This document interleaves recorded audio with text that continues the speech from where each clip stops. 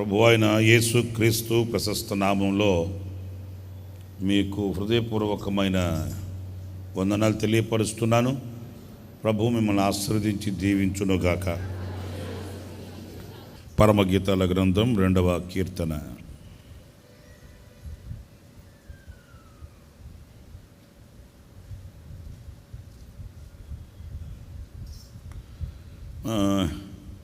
పదమూడవ వాక్యాన్ని చదువుతారు. అంజూరపు కాయలు పక్వమగుచున్నవి, ద్రాక్ష చెట్లు పూతపట్టి సువాసననిచ్చుచున్నవి. నా ప్రియురాలా సుందరవతి లెమ్ము రమ్ము. చాలు. ఇక్కడ చూడండి, సంఘానికి ఆయనకు పిలుపునిస్తున్నాడు.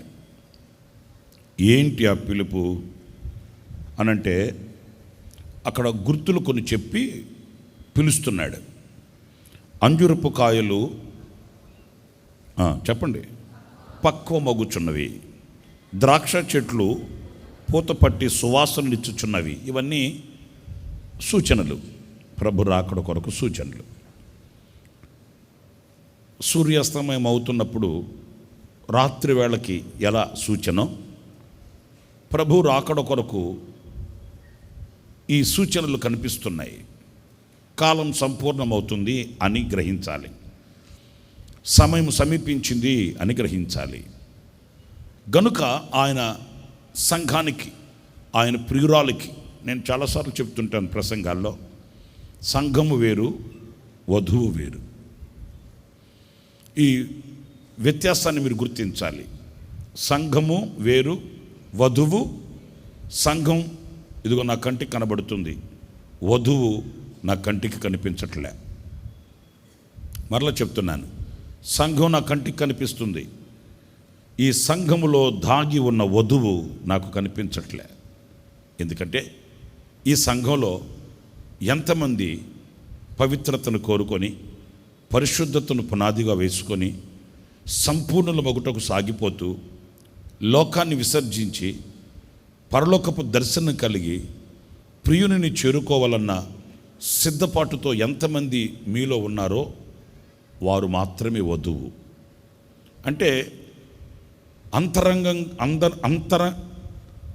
అంతరంగికంగా దాచబడి ఉన్నది వధువు, నా కంటికి కనబడుతున్నది సంఘం.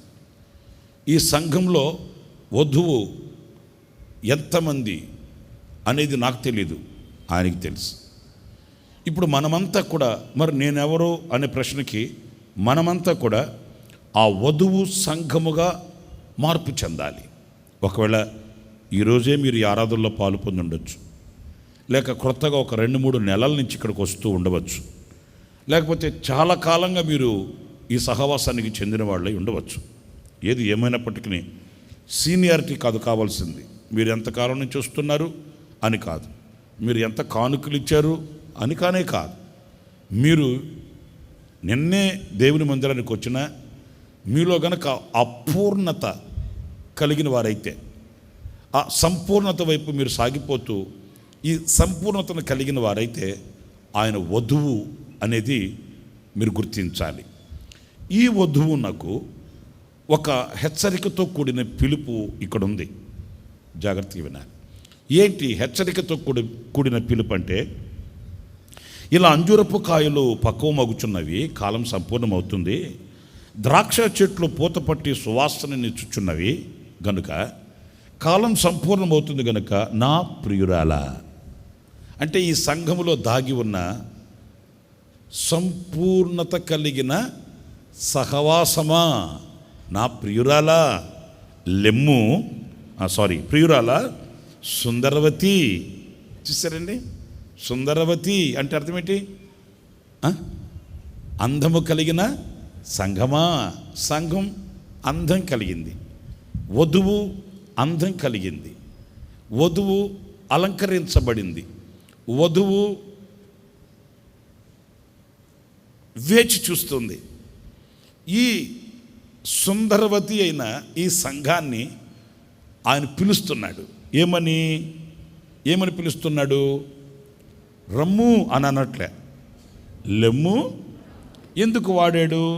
ప్రాస కొరకు వాడా? ముచ్చటగా వాడాడా? కాదు. అందులో దాచబడి ఉన్న విలువ వేరు. లెమ్ము రమ్ము అనంటే సుందరవతియే, ఆయన వధువే. అయితే ఇక్కడ ఆయన గుర్తించే గుర్తింపు ఏంటంటే, ఈ సుందరవతి అయిన సంఘం లెమ్ము రమ్ము అంటే ఓ సిద్ధపాటు కలిగి వెళ్ళడానికి ఏదో ఒక ఆటంకం ఈ సంఘానికి కలిగినట్లు గుర్తిస్తున్నాడు ఆయన. ఇప్పుడు చూడండి, మీరు 10 గంటలకి ట్రైన్కి వెళ్ళాలి, సిద్ధపడ్డారు. సిద్ధపడి మీరు మరలా ఎప్పుడు కూర్చుంటారు? అంటే ఏదో వినుంటారు. 10 గంటలకి ట్రైను, సిద్ధపడి బయలుదేరాల్సిన వాళ్ళు మరలా అరే ఆ కుర్చీ టైరా అని కూర్చున్నారనుకో, అర్థం ఏంటి? ఏదో విన్నారు మీరు, ఏదో విని ఓ అబ్బా ఆలస్యం, ఇంకా టైం ఉందిలే, ఇప్పుడేముందిలే అని సతికిల పడిపోయారు. ఆయన అంటాడు, అంజూరపు కాయలు పక్వమవుతున్నది నీకు తెలీదా? ద్రాక్ష చెట్లు పూత పట్టి సువాసన నిచ్చుచున్నవి నీకు తెలీదా? ఎందుకు కూర్చున్నావు? ఎందుకు ఆలస్యం చేస్తున్నావు? నీలో మరలా నిర్లక్ష్య స్వభావం ఎందుకు వచ్చింది? సిద్ధపడితివి, అలంకరింపబడితివి,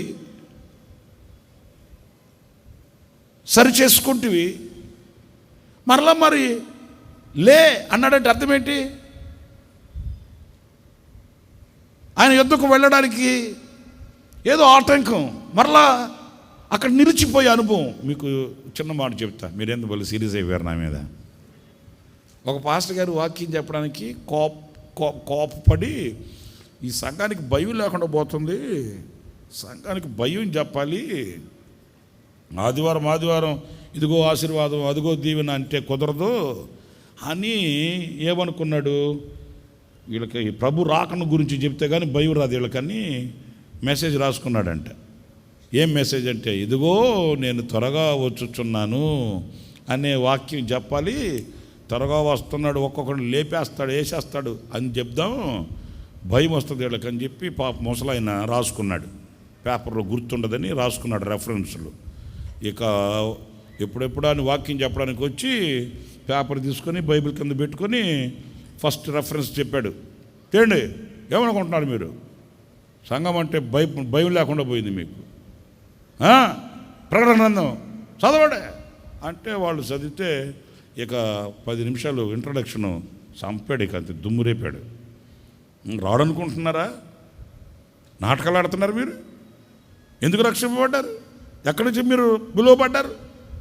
ఆయన వస్తే మీ సంగతి ఏంటి అని 10 నిమిషాలు ఇంట్రడక్షన్లోనే చంపేశాడు. ఎందుకంటే ప్రిపేర్ అయ్యి ఇచ్చాడు కదా, దుమ్ము రేపేశాడు అంతే. జనంకు భయం వచ్చేసింది. అమ్మో ఏంటి నాయన ఈరోజు ఇట్లా ఉంది వాక్యం.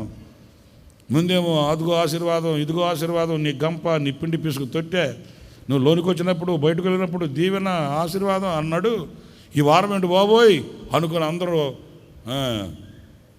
అటెన్షన్గా కూర్చొని చూస్తున్నారు. ఇంకా దుమ్ము రేపి ఇంట్రడక్షన్ చెప్పేశాడు. ఇప్పుడు పాయింట్లోకి వెళదామని ఆ రెఫరెన్స్ చూస్తే ఆ బైబిల్ కింద పెట్టుకున్న పేపర్ కనిపించలేదట. నీకు అర్థమైందా? ఆ బైబిల్ కింద పెట్టుకున్న పేపర్ కనపడకపోతే గుండె జల్లుమనింది. సత్యరా బాబు, మొదటి రెఫరెన్స్ ఏమి చెప్పేసాను, ఇప్పుడు పాయింట్లోకి వెళ్ళి రెఫరెన్స్ చెప్తామంటే పేపర్ ఏమైందని. సంగమా, భయం లేకుండా పోయింది మీకు. సంగమా, నేను త్వరగా వచ్చుచున్నానని చెప్పాడు ఆయన. వస్తాడు. ఏంటిది?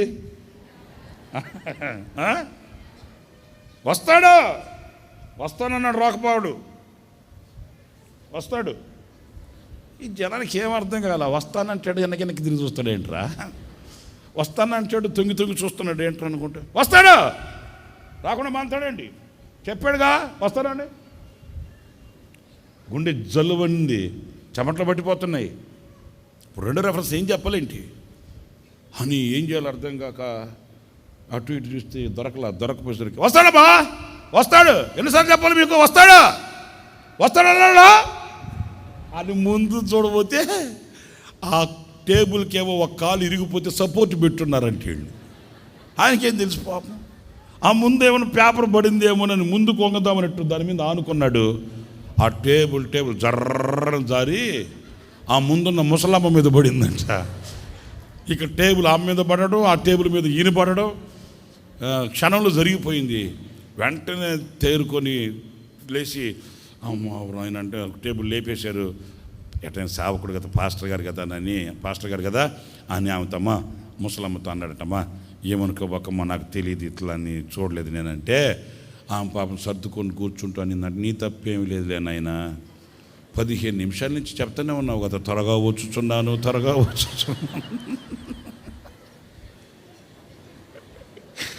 15 నిమిషాల నుంచి చెప్తానే ఉన్నావు కదా, త్వరగా వస్తున్నాను. నేనే కొంచెం పక్క సరి కూర్చోండి సరిపోయినా. నువ్వు వస్తున్నావు అని చెప్పిన తర్వాత కూడా నేను కూర్చున్నాను, నాదే తప్పులే. మీకు అర్థమైందా? మరి అది మనలో ఆ నిర్లక్ష్యం ఎప్పుడైతే ఉంటుందో ఇలాగ ఉంటుంది.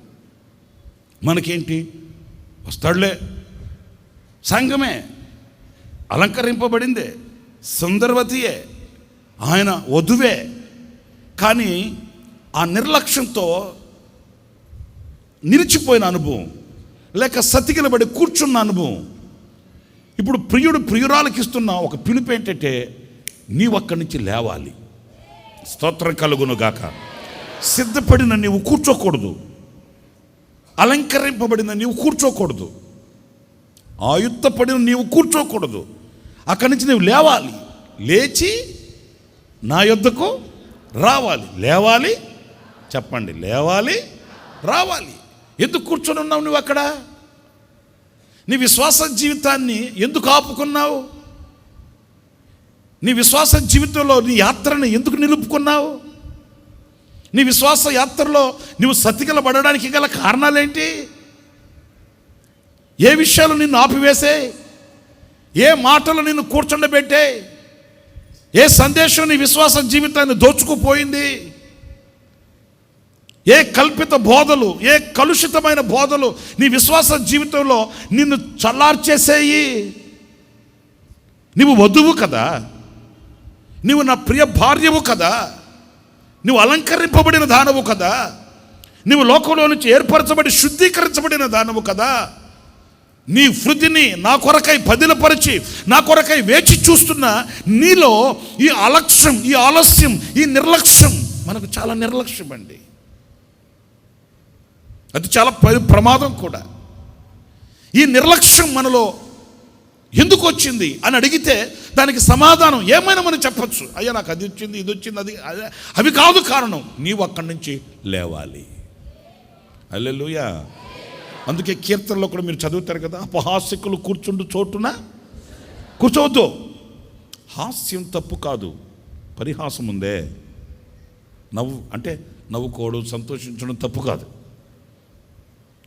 నవ్వకూడదు, నవ్వితే పాపం, బిగుసుకొని కూర్చోండి, నోటికి ప్లాస్టర్ వేసుకోండి, తప్పేమి కాదు. సంతోషంగా ఉండాలి, ఆనందంగా ఉండాలి. పరిశుద్ధుని పౌలు కూడా చెప్పలేదా? ఏం చెప్పాడు? ఎవరితో మాట్లాడకుండా మాడిపోయిన మొహంలాగా వేసుకుని కూర్చోండి, ఆ పక్కన వాళ్ళు ఎవరితో కూడా చూడొద్దు, అసలు వాళ్ళతో మాట్లాడొద్దు అన్నాడా? లే, సంఘంతోనే చెప్పింది ఆయన. ఎడముఖం పెడముఖంగా ఉండకండి, హ్యాపీగా ఉండండి, సంతోషంగా ఉండండి. మరలా చెప్పుదును, చెప్పండి, మరలా చెప్పుదును, ఆనందించండి, ఆనందంగా ఉండండి. అయితే పరిహాసం ఉందే, ఒకరిని కించపరిచి మనం సంతోషించడం, ఒకరిని బాధించి మనం ఉల్లసించడం, ఒకరిని నొప్పించి మనం అతిశయించడం, ఆనందించడం ఉంటుంది. పరిహాసం పాపం. అది మనం అనుకోవచ్చు వాళ్ళ మీద జోకులు వేసి మనం నవ్వుకుంటామని. ఆ జోక్ అతనికి బాధ కలిగితే అది మనకు శాపం అవుతుంది. ఈ మాట నేనంటే, అతను జోక్ చేస్తే అతడు వ్యధ చెందుతాడు, బాధపడతాడు అన్నప్పుడు మనం అలాంటి త్యాగాన్ని చేయకూడదు. అందుకే వాక్యంలో అపహాస్యకులు కూర్చుండే, అపహాస్యం చేసే, ఎదుటివాడిని అపహాస్యం చేసే వాళ్ళ దగ్గర మనం కూర్చోకూడదంట. ఎందుకు కూర్చోకూడదు అని అంటే, వాళ్ళ పాపములో, పరుల పాపములో మనము పాలు పొందిన వారం అవుతాం. అందుచేత మనం ఏం చేయాలి అని అంటే, కూర్చొని కాదు, నిర్లక్ష్యంతో కాదు, జాప్యం చేస్తూ కాదు ఏమవుతుంది ఏంటి అన్నట్లుగా కాకుండా, మనం దివిటీని చేతపట్టుకొని, చెప్పులు తొడుగుకొని, నడుము కట్టుకొని, మనం సిద్ధపాటు కలిగి ఒక వధువు సంఘం ప్రియుడిని చేరుకోవడానికి ఎప్పటికప్పుడు మనం ఆయనకు చేరువవుతూ దగ్గర అవ్వాలి. ప్రతి దినము ఆయనకి మనకు దూరం తగ్గాలి. మీకు ఇంకా ఒక మాట చెప్తాను, వినండి. ప్రభువుకు దగ్గర అయ్యేవాడికి లోకం దూరం అవుతుంది. వింటున్నారా? ప్రభువుకు దగ్గర అవుతున్న వానికి లోకం దూరం అవుతుంది. ప్రభువుకు దూరం అయ్యేవాడికి, చెప్పండి, మీకు అర్థమైతే చెప్పండి. ప్రభువుకు దగ్గర అయ్యేవాడికి లోకం దూరం అవుతుంది. మనం చెప్పాల్సిన అవసరంలే. మనం ప్రతిదినం ప్రభువుకే దగ్గర అవ్వాలి, లోకానికే దూరం అవ్వాలి. అంటే మనలో ప్రతిదినం ఒక పరిశీలన, పర్యవేక్షణ ఉండాలి. నేను ఈ దినం ఎంతవరకు దేవునికి దగ్గర అయ్యాను. వెనకొకలాగే లోకంలో ఉన్న కార్యాలు ఉంటాయి, మనల్ని వెనకకి తీసుకుని వెళ్ళే అనుభవాలు ఎన్నో ఉంటాయి. ఎన్ని ఉన్నప్పటికీ ప్రతిదినం మనం దేవునికి దగ్గర అవుతే లోకం దూరం అవుతుంది. దేవునికే గనక దూరం అయితే లోకం మనకు దగ్గర అవుతుంది. మీరు సాక్షాత్తు లోతు జీవితంలో ఈ మాటలు మీరు చూస్తారు. ఆదికాండం 19వ అధ్యాయం 15వ వాక్యం చూడండి. తెల్లవారినప్పుడు ఆ దూతలు లోతును త్వరపెట్టి, లెమ్ము, ఈ ఊరి దోష శిక్షలో నశించిపోకుండా నీ భార్యను, ఇక్కడనున్న నీ 2 కుమార్తెలను తీసుకుని రమ్మని చెప్పిరి. చూడండి, లెమ్ము, రమ్ము, ఈ ఊరి యొక్క దోష శిక్షలో నశించిపోకుండా, చెప్పండి, నీ భార్యను, ఇక్కడనున్న నీ 2 కుమార్తెలు తీసుకొని రమ్ము. ఆ ముందు మాటలో త్వరపెట్టి లెమ్ము. ఎందుకు లేవాలి అని అంటే, అందరు తలల పైకి తరను చూడండి. లోతు ఒక నీతిమంతుడు. పరిశుద్ధ గ్రంథంలో మనం చదువుతాం. ఆ నీతిమంతుడైన లోతు కామ వికారయుక్తమైన నడవడి చేత నశించిపోతున్న ఆ ప్రజలను చూసి ఎప్పుడు నొచ్చుకునేవాడంట. నొచ్చుకునేవాడా, మెచ్చుకునేవాడా? నైనా నా బంగారు కొండ, చినిగిపోయిన ప్యాంట్ వేసుకుని ఎంత బాగున్నావయ్యా,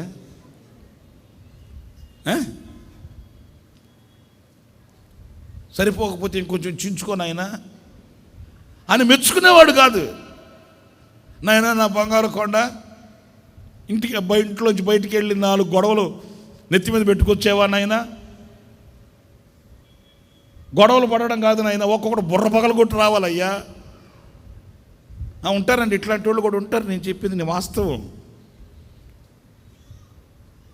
పిల్లగాడు ఏడ్చుకుంటూ ఇంట్లోకి వస్తే అడిగిందంట తల్లి, ఏనైనా ఏమైందిరా అంటే, ఆడు నా నెత్తి మీద బట్టి పోసాడా అంటే, ఆ వంటదట ఎట్ట బుట్టేవరా సింహం కడుపులో.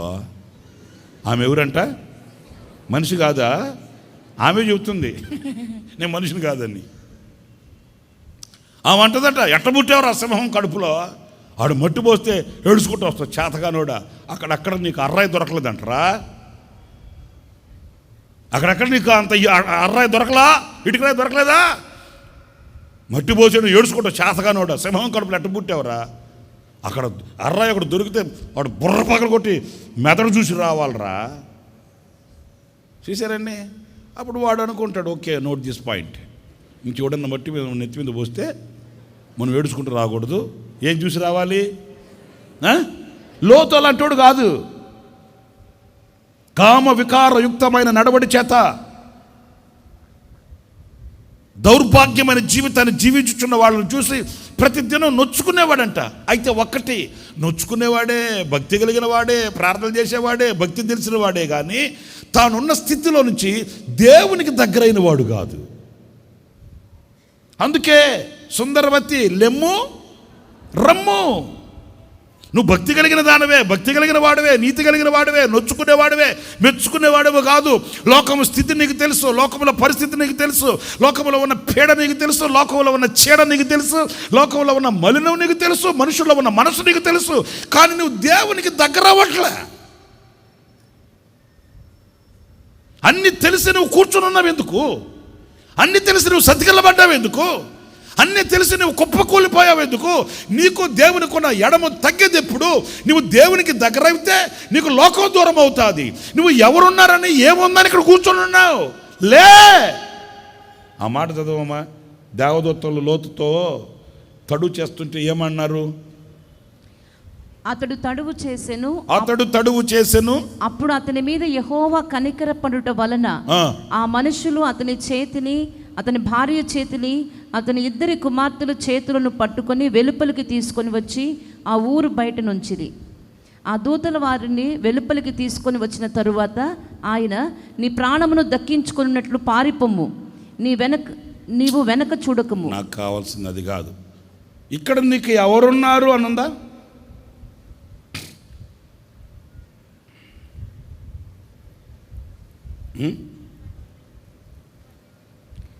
12వ వాక్యం చదువు. అప్పుడు ఆ మనుషులు లోతుతో ఇక్కడ నీకు మరి ఎవరున్నారు? అది నాకు కావాల్సింది. నువ్వు ఇంత భక్తి కలిగి కామ వికార యుక్తమైన నడవడని తెలిసి, ఈ ప్రజల్లో దేవుని భయం లేదని తెలిసి, ఈ లోకంలో నీతిమంతునికి విలువ లేదని తెలిసి, నువ్వు ముడుగట్టుకొని బైబిల్ పట్టుకొని ఆరాధనలు చేస్తూ, ఆలాపనలు చేస్తూ, రాగాలు తీస్తూ ఇంత చేసి నువ్వు ఇక్కడి నుంచి కదలట్లా. అక్కడ ఫిక్స్ అయిపోయాడు. ఎక్కడ 4 గంటల ప్రార్థన, సాయంకాలం కుటుంబ ప్రార్థన, ఆదివారం ఆరాధన, గురువారం శీలకోటం, శనివారం పరిశుద్ధాత్మ కోటం. సెట్ అయిపోయాడు. ఇంకంతే. ఇంకా అక్కడి నుంచి కదలట్లా. అరే, లోకంలో ఈ పరిస్థితులు చూస్తున్నామే, ప్రజలలో ఈ మార్పును మనం చూస్తున్నామే. అంజూరపు కాయలు పక్వమవుతున్నాయే, ద్రాక్ష చెట్లు పూతబట్టి సువాసన నిచ్చుచున్నాయే. మనము దేవునికి దగ్గర అవ్వాలి, మనం ఆయనను చేరుకోవాలి. నాకు దేవునికి మధ్య ఉన్న ఎడమ ఎంత అనే ఆలోచన రావట్లా. నొచ్చుకుంటున్నాడు, బాధపడుతున్నాడు.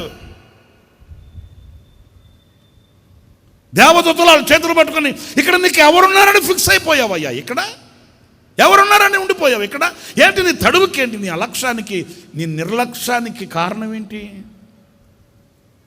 విశ్వాస జీవితపు అనుభవాలలో మనకొక గొడ్డలి పెట్టు ఈ మాట.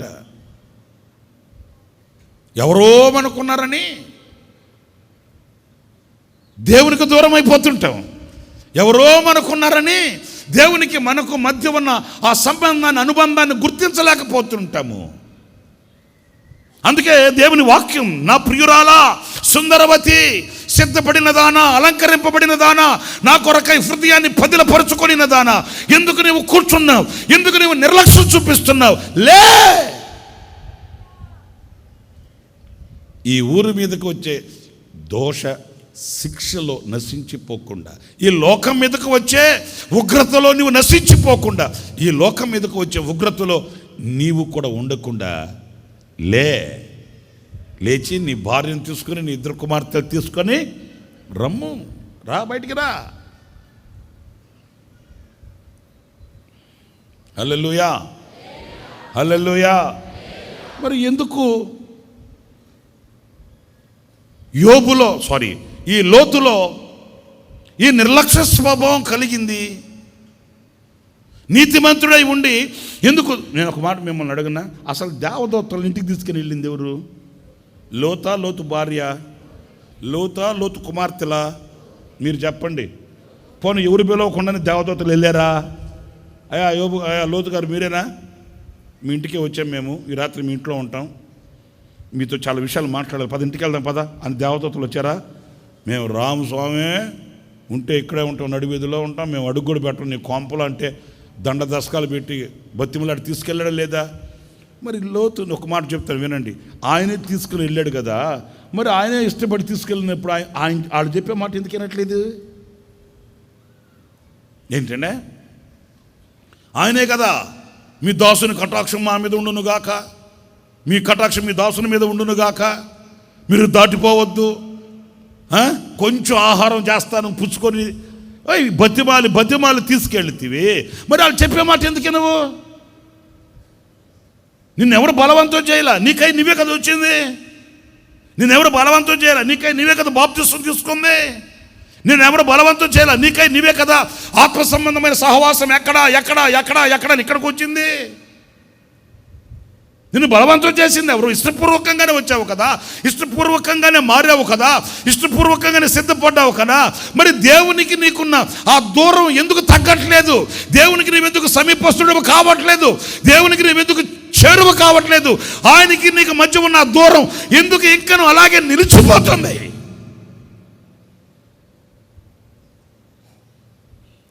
అందుకే ఆయన నీ ఉన్న స్థితిలో నుంచి లేచి రమ్మని పిలుస్తున్నాడు. ఈ ఆరాధనలో ఒక ఆవేదనతో కూడిన తీర్మానం, ప్రభువా నిజమే, నేను నీకు చేరువ కావాలి, కానీ నేను లోకానికి చేరువ కాకూడదు. మనలో పొడచూపుతున్నది ఏంటి? రాను రాను రాను రాను మనకు దేవునికి దూరం పెరుగుతుంది, మనకు లోకానికి దగ్గర అయిపోతుంది. చాలా భక్తిగా ఉండేది ఒక ఆమె. ఏమైనా నువ్వు ఆమెను గురించి చెప్తావు, ఆయన గురించి చెప్పమంటే చెప్తలేదు, తొందరపడబాకండి. చాలా భక్తిగా ఉండేది. ఈ మధ్య నేను చూస్తే ఏమొచ్చిందో నాకు అర్థం కాదు. సావుకుని కదా, నేను ఇంకేం అనకూడదు. చాలా భక్తిగా ప్రతిష్ఠింపబడిన వ్యక్తిగా ఆరాధనలో ఉండేది. ఈ మధ్య చూస్తే చెవులకి ముక్కుకి మాత్రం తగిలించుకొని కూర్చొని ఉంది, తగునా అన్నట్టు, ముద్దపప్పులాగా.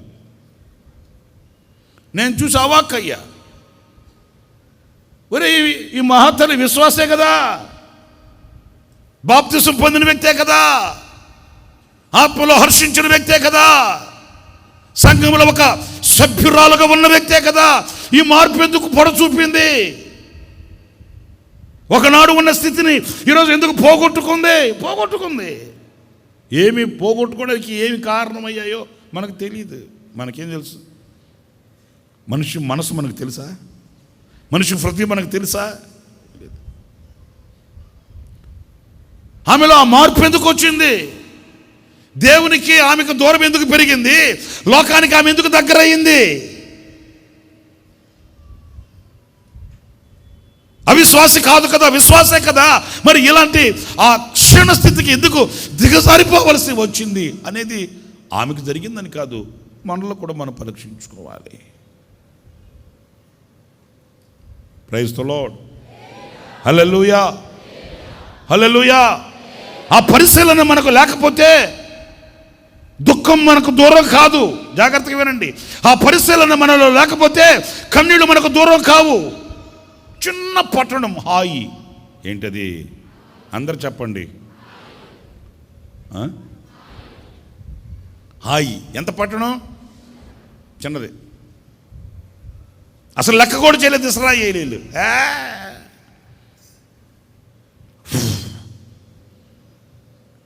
ఊదేస్తాం. ఏంటిది? ఊదేస్తాం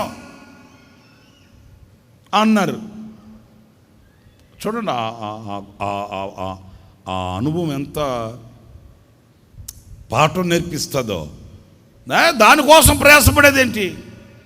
అక్కడికి వెళితే ఆ హాయి పట్టణస్థులు ఇంచుమించు 36 మందిని సాఫీగా పడుకోబెట్టారు. 36 మందిని ఒకే పూట ఒకేసారి ఏం చేశారు? సాఫీగా పడుకోబెట్టారు. ఇశ్రాయేలీయుల్ని దడబుట్టింది ఇశ్రాయేలీయులకి.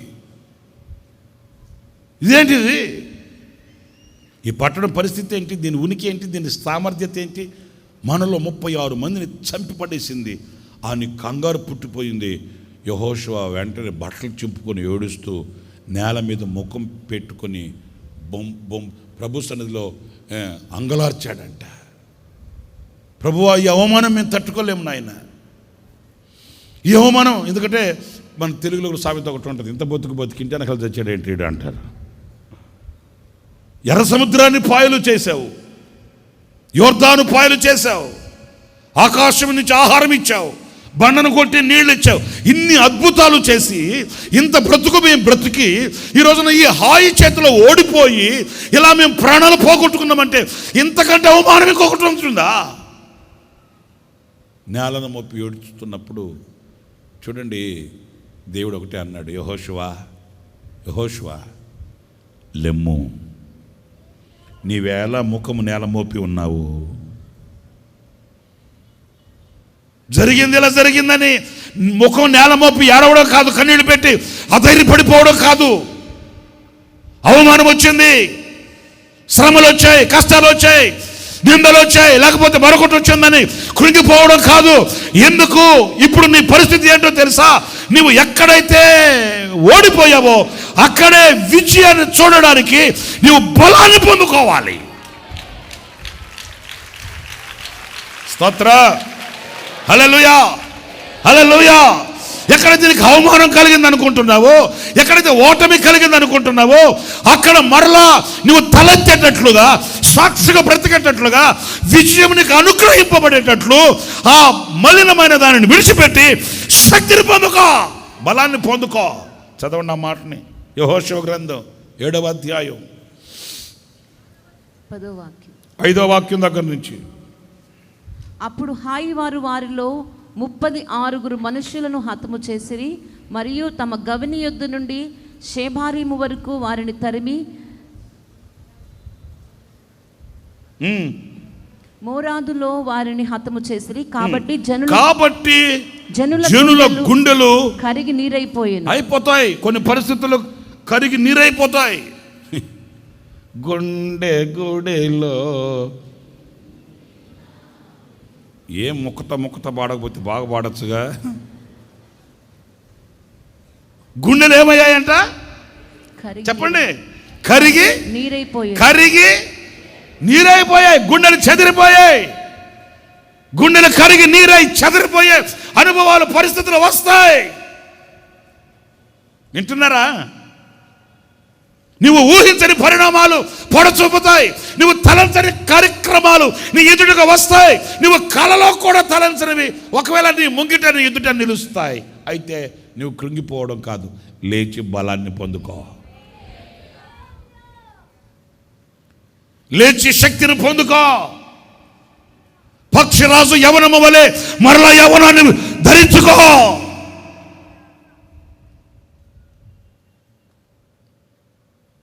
నీ బలహీనతలలో పరిపూర్ణమై ఉన్న ఆ దైవ శక్తిని అనుభవించు. నీవేళ మీరు 6వ వాక్యం దగ్గర నుంచి చదవండి. యెహోషువ తన బట్టలు చింపుకొని, చూసారండి ఎంత ఆవేదన, బట్టలు చింపుకొని తాను ఇశ్రాయేలుల పెద్దలను సాయంకాలం వరకు యెహోవా మందసము ఎదుట నేల మీద ముఖములు మోపుకొని తమ తలల మీద ధూళి పోసుకొని. అయ్య బాబు, ఎంత ఆవేదన చూడండి. బట్టలు చింపుకొని పైన ధూళి పోసుకొని, ఎంత వ్యధ చెంది ఉంటే, ఎంత వాళ్ళ గుండెలు చెదరిపోయి ఉంటే, ఎంత వాళ్ళ గుండెలు నీరైపోయి ఉంటే, సాగిలపడి బట్టలు చింపుకొని ధూళి నెత్తి మీద వేసుకొని ప్రభు అంటాడు, నీవేళ నీ ముఖం నేల మోపి ఉన్నావు, లెమ్ము. నీవు ఇక్కడ సతికిలబడడం కాదు, లెమ్ము. చప్పట్లు కొట్టండి గట్టిగా. ప్రైజ్ ద లార్డ్, హల్లెలూయా, స్తోత్రం కలుగునుగాక. నువ్వు అధైర్యపడడం కాదు, లెమ్ము. స్తోత్రం కలుగునుగాక. కృంగిపోవడం కాదు, లెమ్ము. యెహోషువ, ఎర్ర సముద్రము దాటించిన నేను నీతో కూడా ఉన్నాను, యోర్దాను దాటించిన నేను నీతో ఉన్నాను, ఆకాశపు తూమిళ్ళు విప్పిన నేను నీతో ఉన్నాను. నీవు అడుగుపెట్టు ప్రతి స్థలమును నీకిస్తానని వాగ్దానము చేసిన వాగ్దాన పూర్ణుడునైనా నేను నీకు సదాకాలం తోడై ఉన్నాను. లెమ్ము. నీ మెడకట్లు విప్పుకో, నీ ధూళి దులుపుకో, లే. ఏం చేయాలి? లేచి ఎలా బలాన్ని పొందుకోవాలనో ఎందుకు బలహీనుడు అయ్యావో విశ్లేషించు, పరిశీలించుకుని ఏం చేయాలి? ఆ మూర్ఖత్వాన్ని, ఆ బలహీనతని, ఆ చేటుని తీసివేసుకుంటే నీకు మరలా బలం కలుగుతుంది. ఇంత జరిగిన తర్వాత ఇంకేం జరుగుతుంది? అయ్యో పిచ్చోడా, ప్రారంభం అల్పంగానే ఉంటుంది, ముగింపు ఎలా ఉంటుంది? నువ్వు ఇక్కడే ఓడిపోతే, ఇక్కడే పడిపోతే, ఇక్కడే కురికిపోతే ఎలాగా? ఏలి అన్నాడు, నేను మా పితరుల కంటే నేను గొప్పవాడిని కాదులే. వాడితో నువ్వెందుకు పోల్చుకుంటున్నావు? నీకు ఇచ్చిన కృప నేను అత్యున్నతమైన కృప కాదా? నేను నీ ఎడల చూపించిన కృప శాశ్వతమైనది కాదా? వాళ్ళతో ఎందుకు పోల్చుకొని నువ్వు నిరుత్సాహపడిపోతున్నావు? వద్దు, ఇక ఇంత మట్టుకు చాలు. దైవజనుడు ఏలియా చేసిన ప్రార్థన అదే కదా, ఇంత మట్టుకు చాలు, అవసరం లేదు. నేను నా పితరుల కంటే నేను శ్రేష్ఠుడిని, ఘనమైన వాడు కాదు, నన్ను తీసేసుకోవడానికి కాదు నిన్ను ఉంచింది నేను.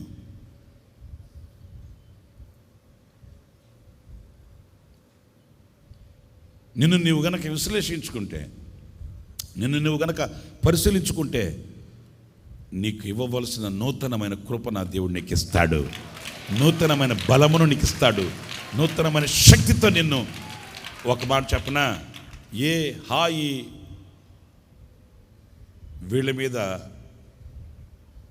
విజయాన్ని పొందిందో అదే హాయిని ఇదే మనుషులు, ఇదే ఇశ్రాయేలీలు జయించుకుని ముందుకు వెళ్ళారా, లేకపోతే మార్గం తప్పి ఇంకో దారిలో వెళ్ళారా? అందరూ చెప్పండి. ఇక్కడ మనకేదో ఎదురు దెబ్బ తగులుతుంది, రావు కాలం ఉన్నట్టుంది. మనోళ్ళకి ఇది ఒక చెడ్డ బుద్ధి. రావు కాలం, వచ్చే కాలం, పోయే కాలం, చీకటి కాలం, ఏమన్నా చెప్పండి. కనుక ఇదేందో మనకు కలిసి వచ్చేటట్లేదు, దారి మార్చేద్దాం, వేరే మార్గంలో వెళదాం. వేరే మార్గంలోకి వెళ్ళాల్సిన అవసరం లే, వేరే దారి చూడాల్సిన అవసరం లే, వేరే వేరే వేరే వేరే ఆల్టర్నేటివ్ వెతుక్కొని నువ్వు వేరే దారి పట్టుకోవాల్సిన అవసరం లే.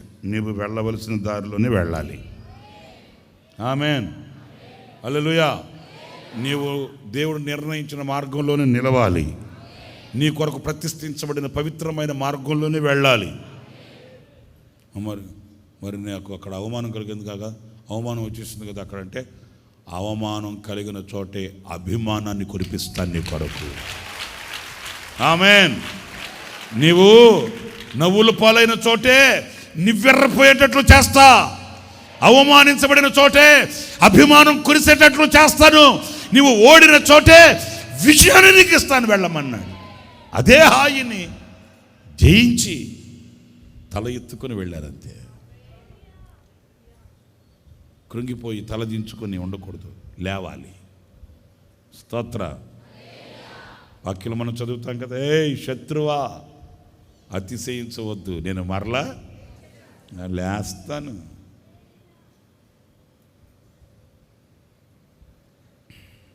అంజూరపు కాయలు పక్వమవుచున్నాయి, ద్రాక్ష చెట్లు పూతపట్టి సువాసన వెదజల్లుచున్నాయి. నా ప్రియురాలా సుందరవతి, లెమ్ము రమ్ము. ఎక్కడ కృంగిపోయావు, ఎక్కడ అలసట నొందావు, ఎక్కడ అలజడి పాలయ్యావు, ఎక్కడ అవమానాలు పాలయ్యావు, అక్కడి నుంచి లేచి నీ యాత్రను మరలా కొనసాగించు. నీ యాత్రను ఆగకూడదు. ఇప్పుడు చిన్నపిల్లని బొడ్డాన్ని తండ్రి చేపట్టుకుని వస్తుంటాడు అనుకో, ఈ పిల్లలు తక్కువైన వాళ్ళు అండి, మనం చేపట్టుకుని వస్తుంటే మన చేయిని ఇదిలిస్తారు. సరే నడవరా అని చెప్పేసి వదిలేసి మనం వెళ్తూ ఉంటాం. మనం అక్కడ వెళ్తుంటే ఈ బొడ్డోడు కదా, ఆయన ఏది పెద్ద ఆలోచనలో ఉన్నట్టు అంటే ఊపుకుంటూ చేతులు ఊపుకుంటూ వస్తుంటాడా. మనం వాళ్ళంత దూరం వెళ్ళిపోయిన వెనక్కి తిరిగి చూస్తే ఆడు అక్కడ ఆగిపోయాడు. ఎందుకు ఆగిపోయాడంటే ఆ ముందు కొంచెం నీళ్లు బారుతున్నాయి, కాలువ కూడా కాదు అది. మనం అసలు లెక్క కూడా చేయలేం, మనకు లెక్క కూడా లేదు. అది నీళ్లు బారుతున్నాయి, అవి చూసుకొని దాటుదామా వద్దా, దాటుదామా అని భయపడిపోయాడు. నీళ్లు అలాగా నీళ్లు పారుతున్నాయి, కాలువ కూడా కాదు, మామూలుగానే నీళ్లు. ఆడు దాన్ని దాటలాగా అలా ఆగిపోతే అల్లంత దూరం వెళ్ళిపోయిన మనం ఏం చేస్తాం, మరలా వెనక్కి వచ్చి రే రారా అంటే మనకు అర్థమైపోద్ది. ఆ చిన్న నీటి తడి వాడి యాత్రని ఆపేసింది. మరి నీ యాత్రని ఏం ఆపేయో నాకేం తెలిసేంటి? నా యేసుతో కలిసి పోరాడుచున్నాను.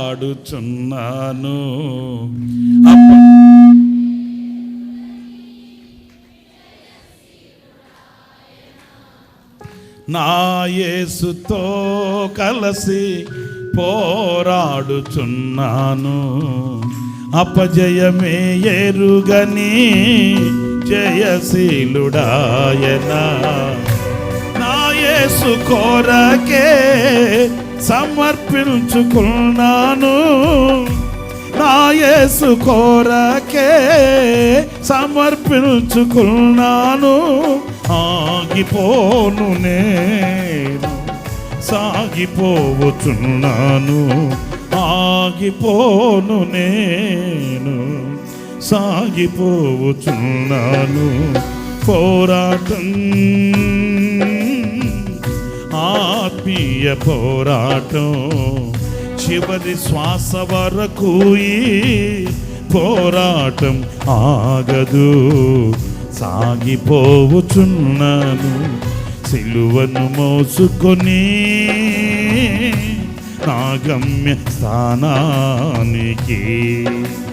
సిలువను మోసుకొని నా గమ్య స్థానానికి. నా యేసు వెళ్ళిన మార్గము లేనని, అవమానములైనా ఆవేదనలైనా,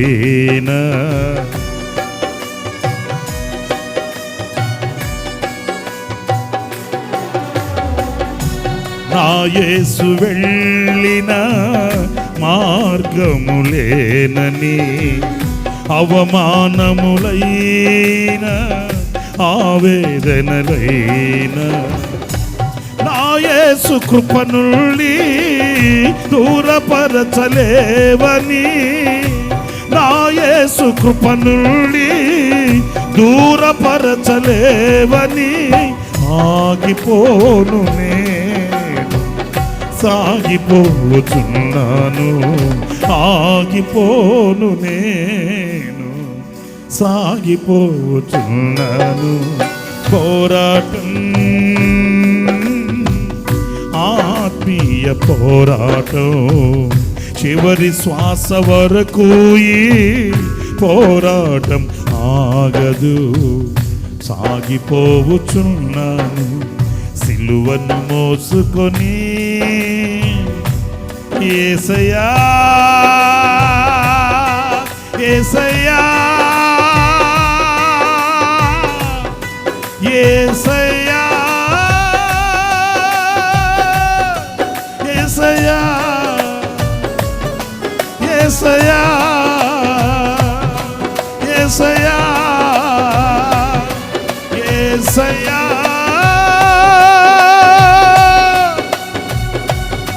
యేసయ్యా, యేసయ్యా.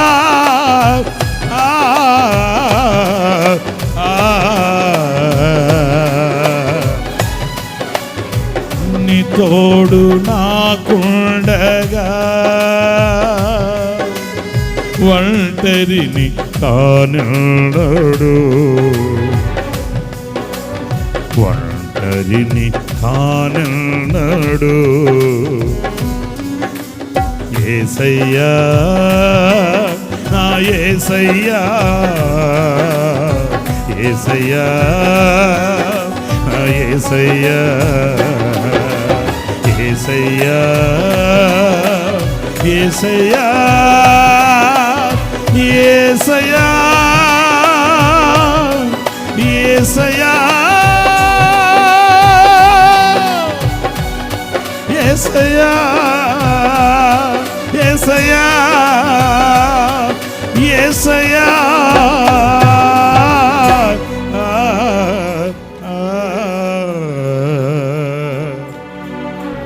యేసయ్యా.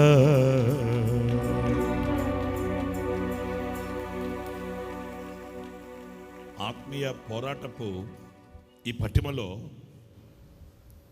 ఏది మనం నిలిచే స్థలం కాదు, ఎక్కడ మనం నిలిచిపోయే స్థితి కాదు.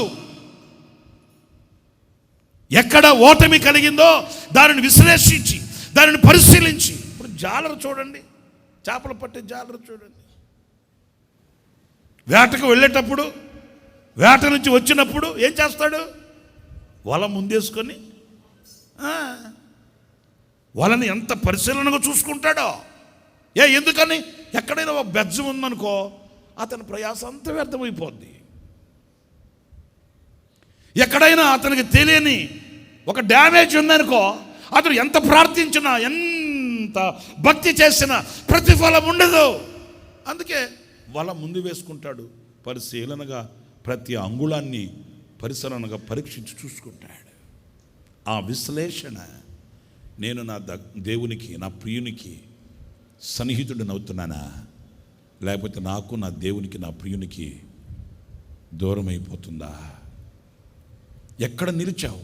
యెహోషువ, ఏలియా, యెహోషువ లే, ధైర్యం తెచ్చుకో, హాయిని ఎదిరించు, ఓటమిని ఎదిరించు, బెదిరిపోకు, ఓటమికి తలవంచకు, ఓటమికి నీవు చెయ్యి కలపకు, పోరాడు. ఓటమి కలిగిన చోటే విజయ పతాకం ఎగరేసారు ఒక రోజు. ఆమేన్. కొంతమంది మనాళ్ళు చిన్న శోధన వచ్చిందనుకో కొట్టు కట్టేస్తారు. కొట్టు కట్టేసి మరొకటి ఏదేముంటుంది తెలుసా? అన్న ఇంకొక వ్యాపారం మీద నుండి చెప్పు, ఇప్పటికే 70 వ్యాపారాలు అయిపోయింది. ఏమైంది అంటే కొంచెం పిచ్చోడా, ఎదురు దెబ్బ తగలకపోతే ఎదురాడే శక్తి రాదు స్వామి. ఆమేన్, ఆమేన్. జయము కంటే ఓటమి నేర్పే పాఠాలు అధికం స్వామి. జయము కంటే ఓటమి నేర్పే పాఠాలు ఉత్తమమైనవి, ఉన్నతమైనవి. పాఠం నేర్చుకుంటే ప్రమోషన్ వస్తుంది నీకు. పాఠాలు నేర్చుకోకపోతే ఎట్లా వస్తుంది? చిన్నది ఏదైనా ఎదురు దెబ్బ తగిలితే వెంటనే మన నోటి వచ్చే మాట ఏంటంటే ఇది వద్దు, ఇది నేను చేయలేను. ఎక్కడ నీకు ఎదురు దెబ్బ తగిలిందో అక్కడ నీ సామర్థ్యం శిలాశాసనంగా స్థాపించాలి అక్కడ. ఆమేన్, ఆమేన్, ఆమేన్.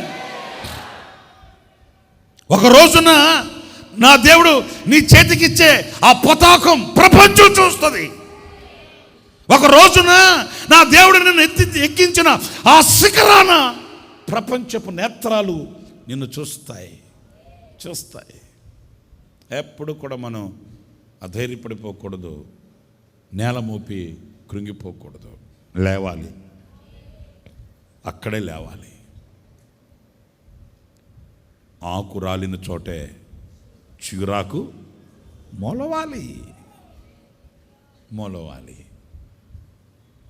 యెహోషువ లే,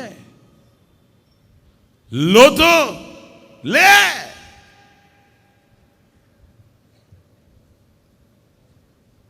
యెషయా గ్రంథం 52వ అధ్యాయం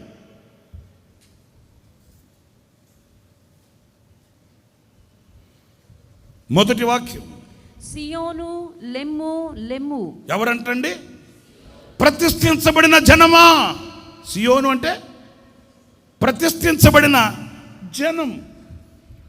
లోకస్తులు కాదు, నామకార్థులు కాదు, దేవుడు ఎరుగని వాళ్ళు కాదు. సియోను ప్రతిష్ఠించబడిన వాడా, ప్రతిష్ఠించబడిన దానా, ఏర్పరచబడిన జనాంగమా, పిలువబడిన ప్రజలారా.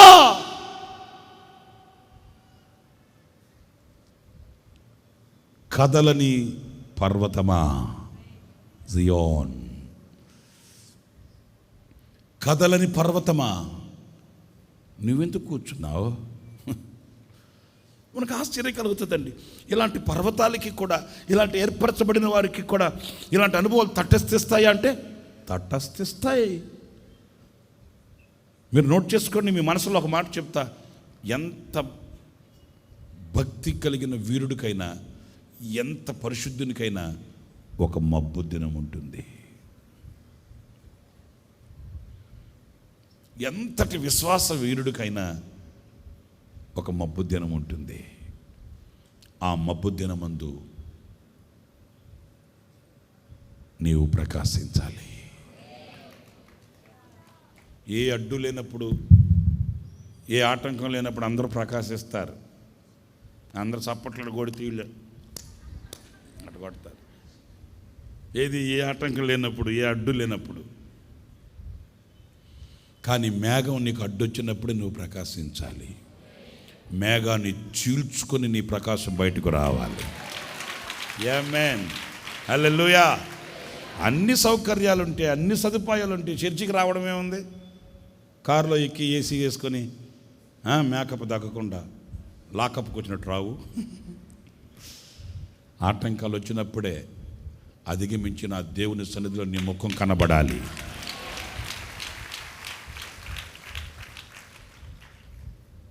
మబ్బు పట్టినప్పుడే నీ ప్రకాశం విరజిమ్మాలి. ఇక్కడ సియోను ఏంటంటే, అంటే సియోను కూడా కూర్చుందా? కూర్చుంది. ఒక పాట పాడు. ఇప్పుడు పాడలేములే. మీరు బాగా పాడతారంట. అప్పుడు పాడేవాళ్ళం అండి, ఇప్పుడు పాడలేములే. కాదు, మీరు పాటలు పాడితే రాగాలు తీస్తే రోగాలు పోతాయంట కదా. అది 77లో, ఇప్పుడు కాదు. కాదు, మీరు ప్రార్థన చేస్తే నక్షత్రాలు చిత్రంగా రాలిపోతాయంటగా. అది 81లో, ఇప్పుడు కాదు.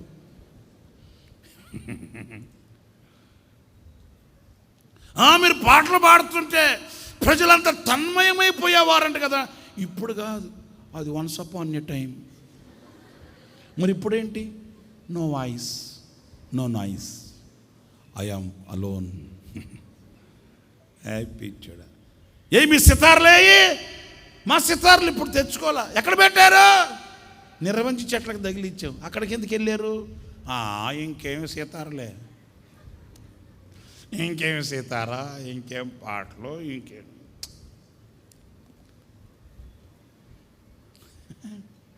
మీకు అర్థమైందా? సియోను, మెడకట్లు విప్పుకో, స్తోత్ర కలుగునుగాక. ప్రతిష్ఠించబడిన జనమా, మెడకట్లు విప్పుకొని లే, దుమ్ము దులుపు.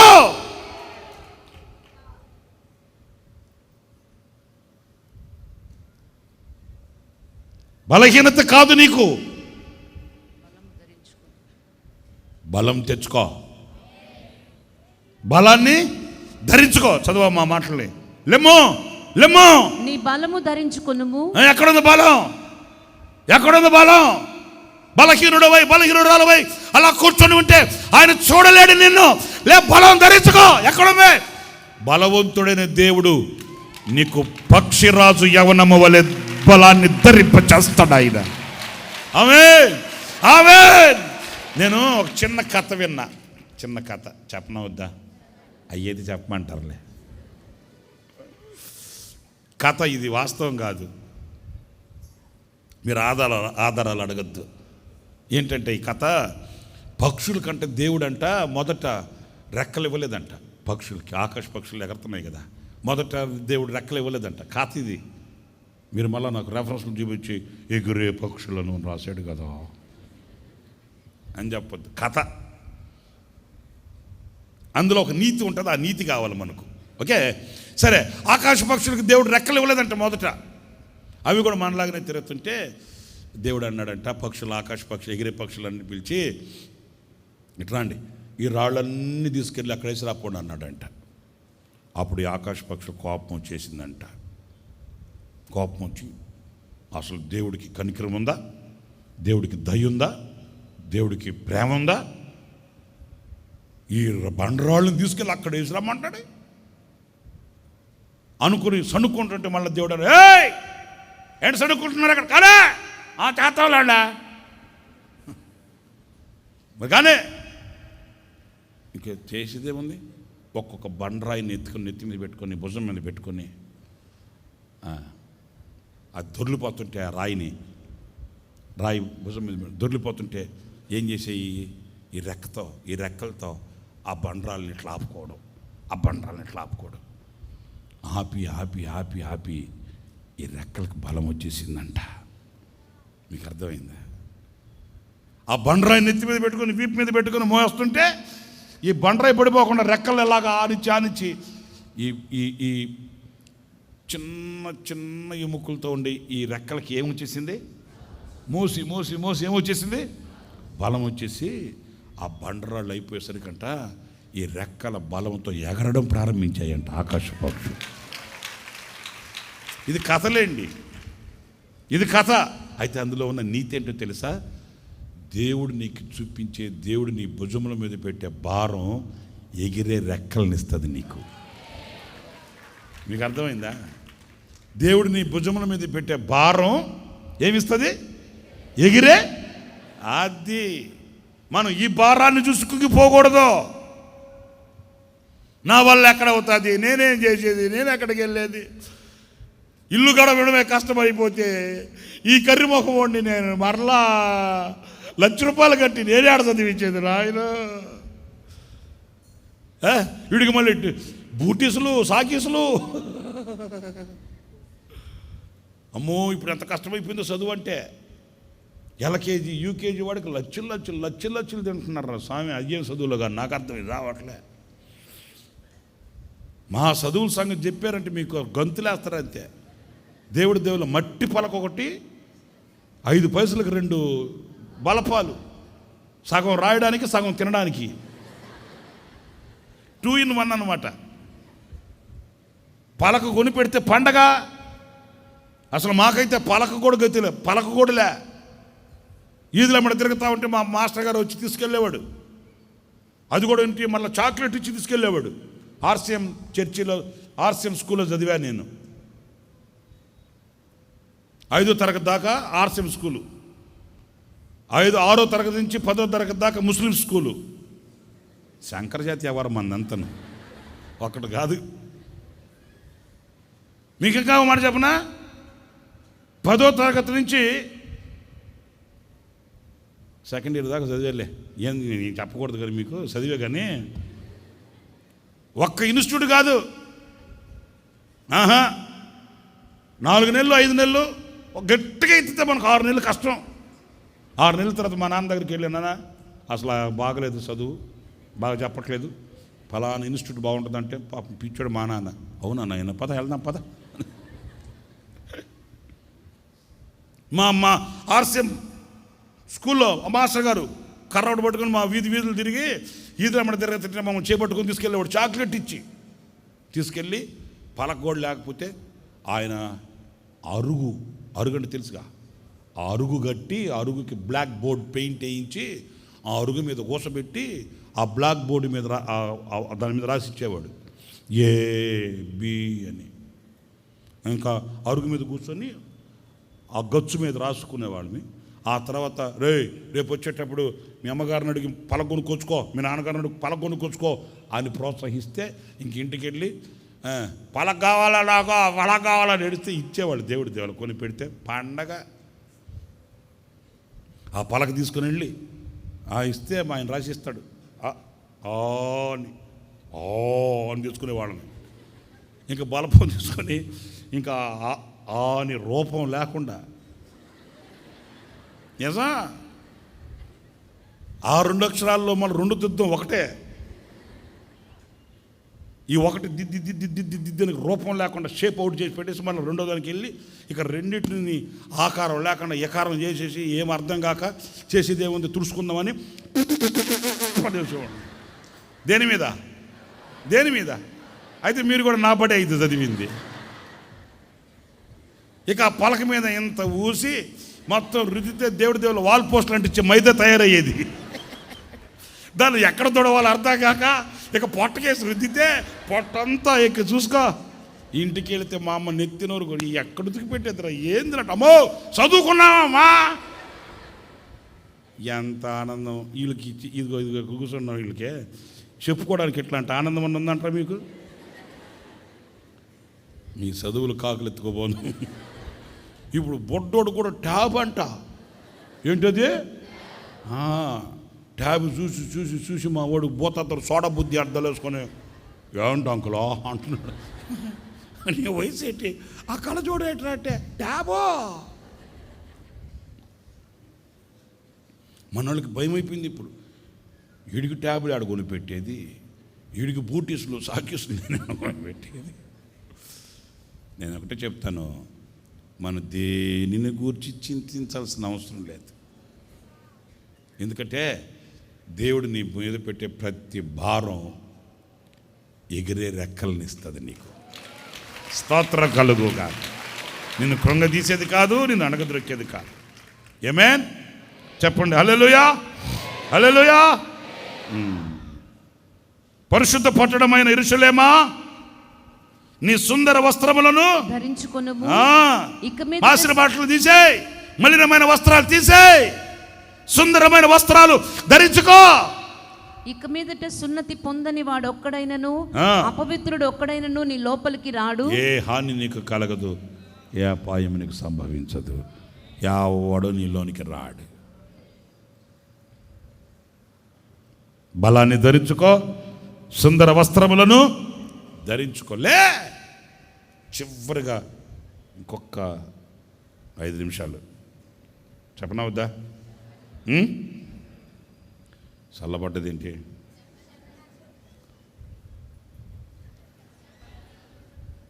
చపాతి. ఎఫెసీ పత్రిక 5వ అధ్యాయం 14వ వాక్యంలో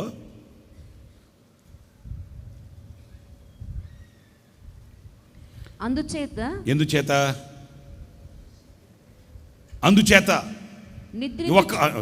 ఈ ఒక్క మాట నాకు కావాల్సింది. అందుచేత నిద్రించుచున్న నీవు మేల్కొని లేవాలి, లేవాలి. స్తోత్రం చెప్పండి, స్తోత్రం చెప్పండి. మన ఇంట్లో నిద్రపోయే వాళ్ళని ఎట్లా అర్థం మనం?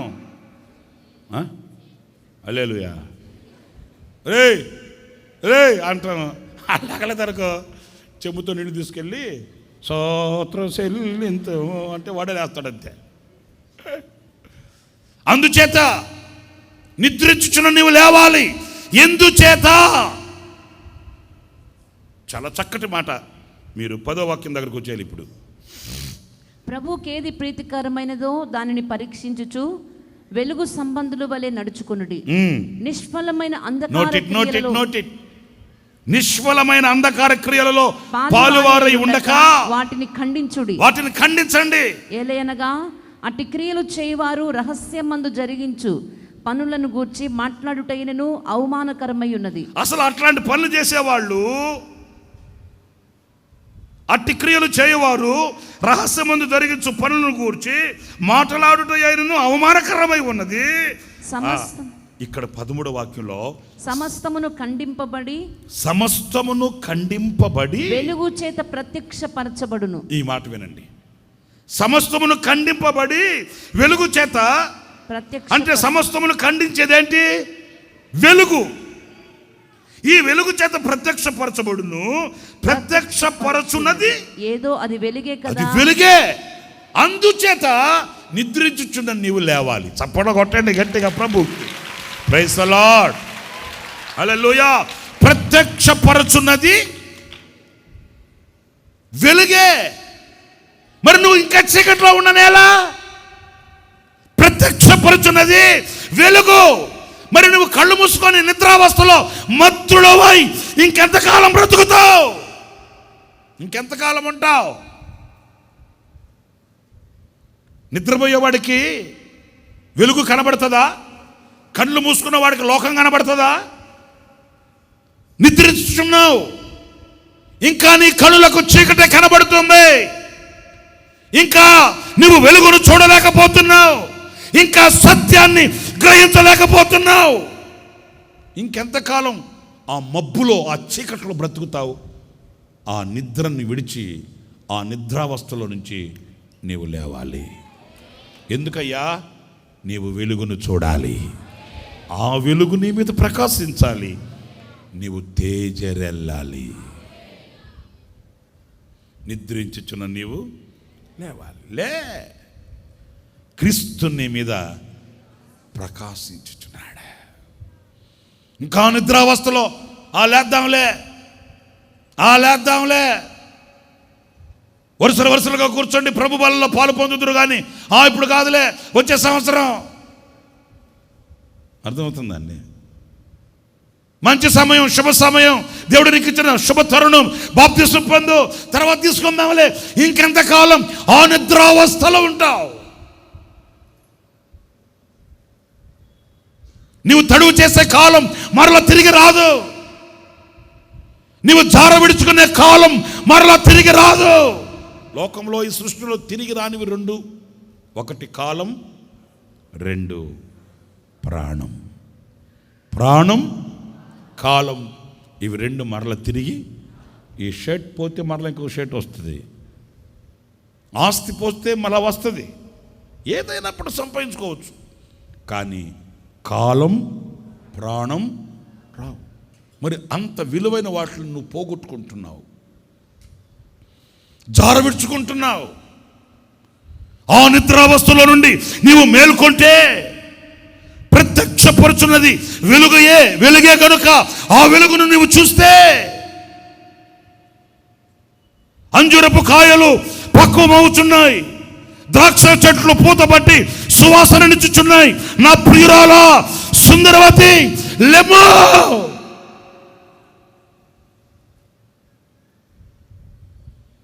ఎక్కడ కూర్చుని ఉన్నావు?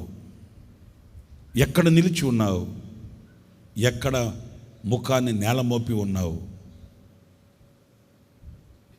ఎక్కడ నిద్రావస్థలో నీవు ఉన్నావు? అక్కడి నుంచి నీవు లేవాలి.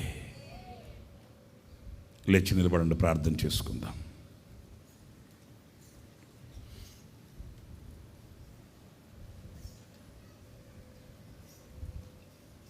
Thank God. లేచి నిలిచిన వాళ్ళు తలలు వంచి ఒక 2 నిమిషాలు ప్రార్థన చేసుకోండి.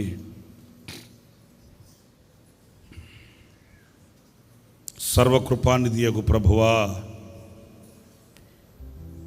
నా స్థితిని నేను చూసుకునే ఈ మంచి తరుణాన్ని నీవు నాకు ఇచ్చావు నాయనా. నిజమే,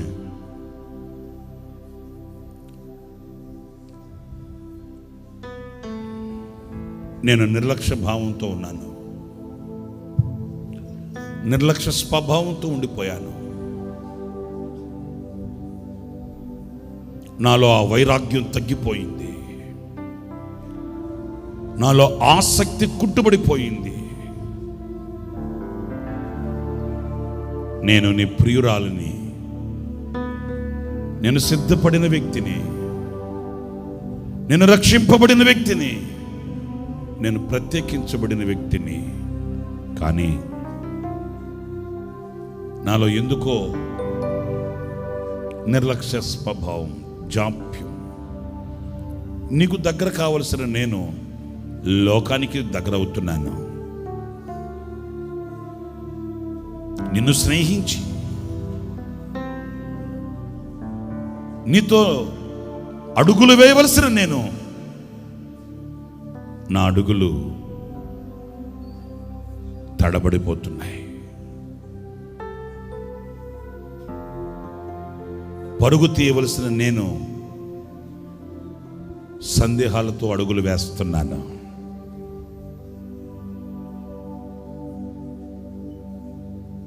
లోతును దర్శించి పురుకొల్పావు, ఏలియాను దర్శించి పురుకొల్పావు, సియోనును వెన్నుతట్టి నడిపించావు, ఎఫెసస్ సంఘాన్ని భుజము తట్టి నిద్రలేపావు.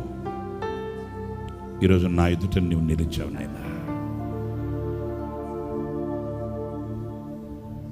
Thank God. హల్లెలూయా, హల్లెలూయా.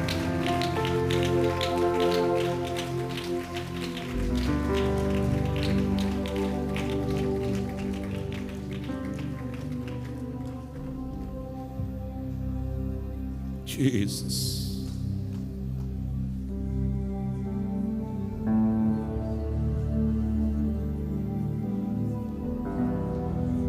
God.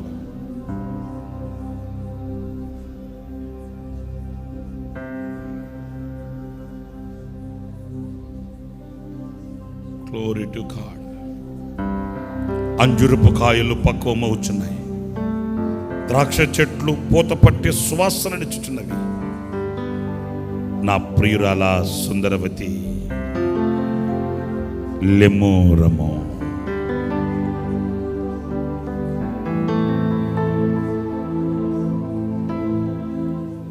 యేసయ్యా నా హృదయ స్పందన నీవే కదా,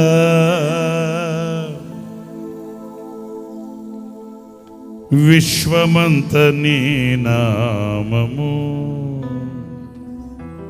ఘననీయము. యేసయ్యా నా హృదయ స్పందన నీవే కదా, విశ్వమంత నీ నామము ఘననీయము, విశ్వమంత నీ నామము ఘననీయము. యేసయ్యా నా హృదయ స్పందన నీవే కదా.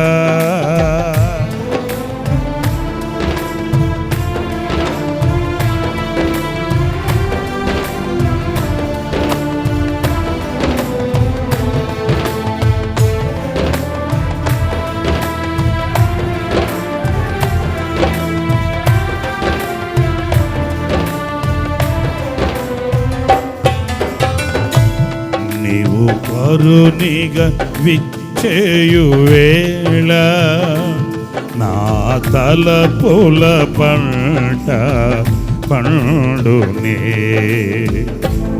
నీవు కరుణిగా విచ్చేయు వేళ నా తలపుల పంట పండునే. వధువునై నేను నిన్ను చేరగా యుగ యుగాలు నన్నేలు కొల్దువనే. వధువునై నేను నిన్ను చేరగా యుగ యుగాలు నన్నేలు కొల్దువనే. యుగ యుగాలు నన్నేలు కొల్దువనే. యేసయ్యా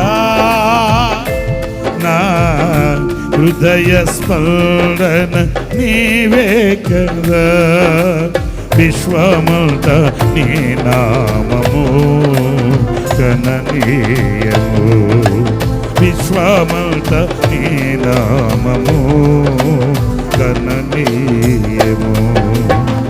యేసయ్యా యేసయ్యా యేసయ్యా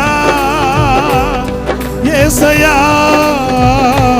యేసయ్యా యేసయ్యా నా హృదయ స్పందన నీవే కదా, విశ్వమంత నీ నామము ఘననీయము, ఘననీయము నీ నామము ఘననీయము, నీ నామము నీ నామము ఘననీయము, నీ నామము ఘననీయము. విశ్వమంత నీ నామము, విశ్వమంత నీ నామము, ఆమేన్.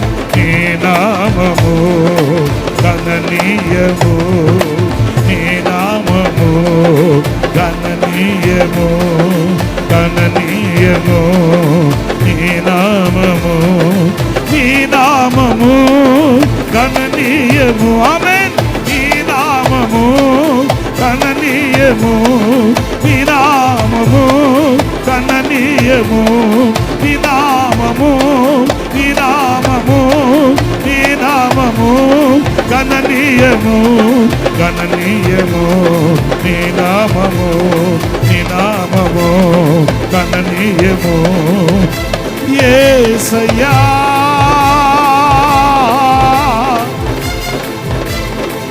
యేసయ్యా నీ నామము గణనీయము, నీ నామము గణనీయము, నీ నామము గణనీయము.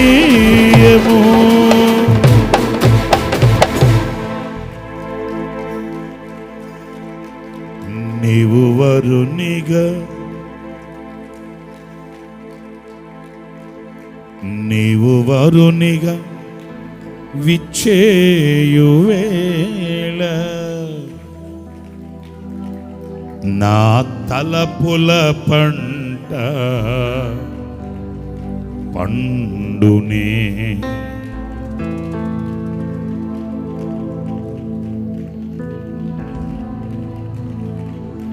నీవు వరునిగా విచ్చేయువేళ నా తలపుల పంట పండునే. వధువునై నేను నిన్ను చేరగా యుగ యుగాలు నన్నేలుకొందువనే,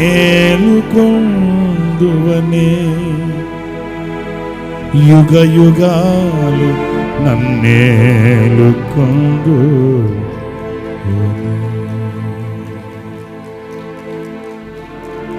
యేసయ్యా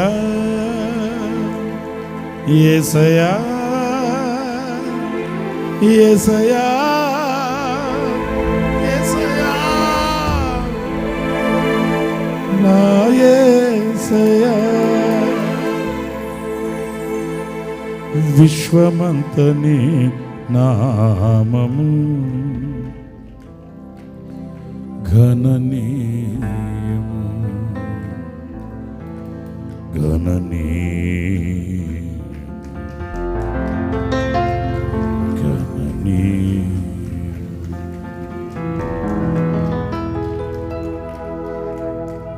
ప్రార్థన.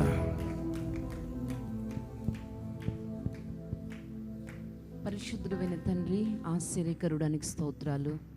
గత 6 నెలలు నీ కృపలో మమ్మల్ని దాచి ఈ 7వ నెల మొదటి పునరుద్ధాన ఆరాధనను ఆశీర్వాదకరంగా మీరు జరిగించినందుకు మా స్తుతులను అందుకొని మా స్తుతులపై ఆసీనుడై మీరు మా మధ్యలోకి దిగి వచ్చి మాతో ముచ్చటించినందుకై మీకు కృతజ్ఞతాస్తుతులు చెల్లిస్తూ ఉన్నాను. నా తండ్రి, నైనా శ్రేష్టమైనటువంటి వాక్కులు చేత మీరు మమ్మల్ని దర్శించారు. నా ప్రియురాల సుందరవతి లెమ్ము రమ్ము అని నైనా వధువు సంఘమును మీరు ఏ విధంగా తట్టి లేపి ఉన్నారో తండ్రి నీ స్తోత్రం.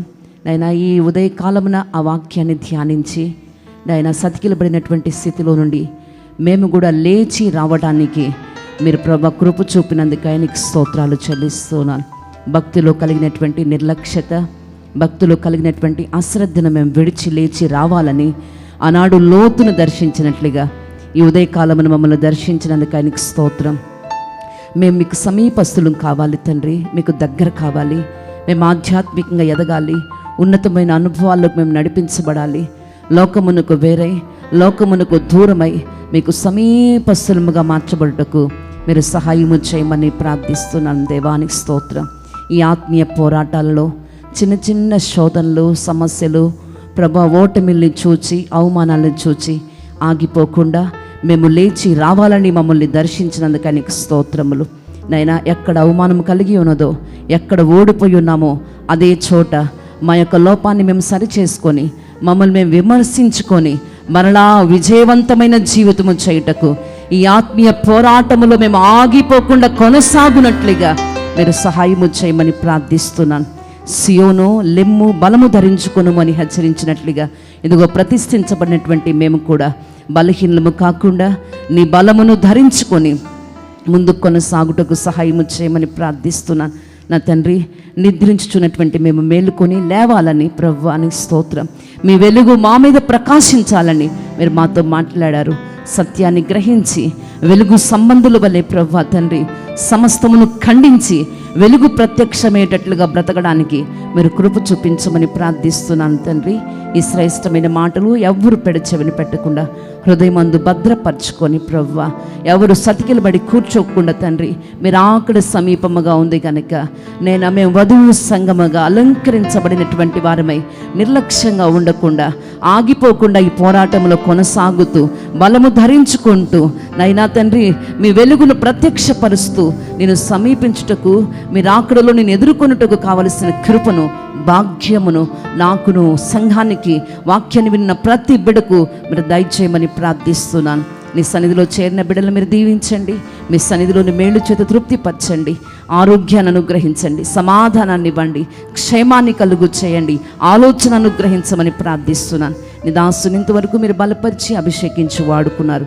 ఇంకా ఉన్నతమైన కృపను అనుగ్రహించమని, మీరు అక్కడకు రాజ్యానికి మమ్మల్ని అందరినీ సిద్ధపరిచి పరిశుద్ధపరచమని, కృపాక్షేమములతో బిడ్డలను తిరిగి నడిపించమని నజరేయుడిని యేసు నామమున అడుగుచున్నాను తండ్రి. ఆమేన్. మన ప్రభువు అయిన యేసుక్రీస్తు కృప, తండ్రి అయిన దేవుని ప్రేమ, పరిశుద్ధాత్మనందలి అన్యోన్యమైన సహవాసం, సన్నిధి సముఖం ఈ ఆరాధనలో పాలు పొందిన ఒక్కొక్కరికి సదాకాలం తోడయుండి నడిపించునుగాక. ఆమెన్. అందరం చెప్దాం ఆమెన్. ఆమెన్. అందరికీ వందనాలు.